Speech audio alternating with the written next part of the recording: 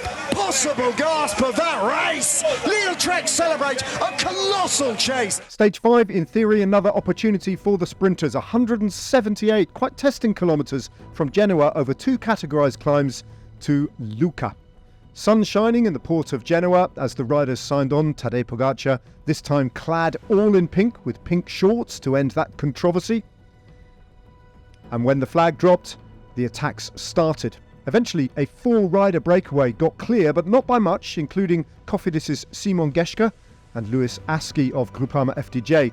But a combination of Lidl Trek and Soudal Quickstep kept them on a very tight leash indeed. Although the gap was fluctuating, it never got much above a minute at all, and it was hard work at the front of the bunch and hard work for those riders controlling it. Alpecin de Koning then moved to the front as they approached the first categorised climb of the day, the Passo de Bracco.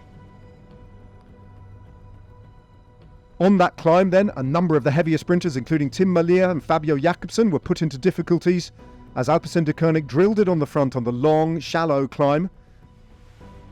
They got to the top and Simon Geschke picked up maximum points, 9 points for a Category 3 climb from Cofidis. But on the descent, the 4 riders from the first breakaway of the day were caught by Alpecin de Koning, who kept the pressure up. When they hit the roads that flattened out, they stalled a bit, heading to the first bonus sprint at Ceparana.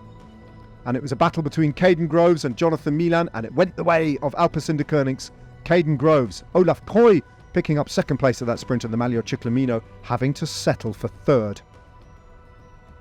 That was the moment when a second break of the day with 74 kilometres to go went clear.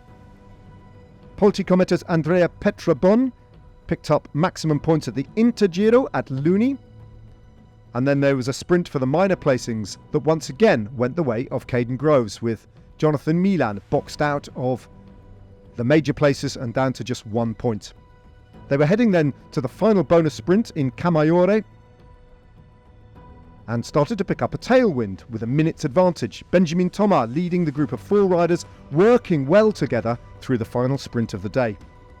Then a crash involving a heavy fall for Tobias Foss of the Ineos Grenadiers, and a chase which was disorganised to say the least.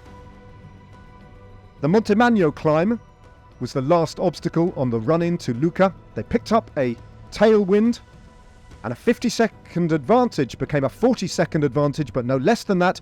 With 3k to go, they still had 20 seconds in the bank, and then in the final kilometre they had enough time to start attacking one another.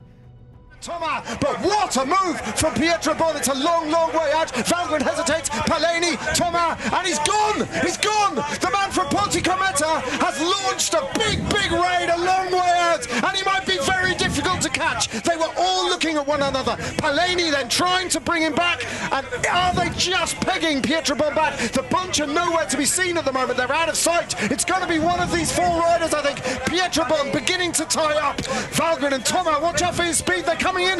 Paleni with Valgren on his wheel. Thomas still there. Pietro Bon, they're closing on him, but they're stalling. Paleni can't do anymore. Valgren sprints. Pietro Bon. Valgren trying to go after the Italian. It's going to be close. Pietro Bon is tying up. Here comes Thomas. Valgren and Thomas come to the fore, and Benjamin Thomas wins stage 5, and it could hardly have been closer.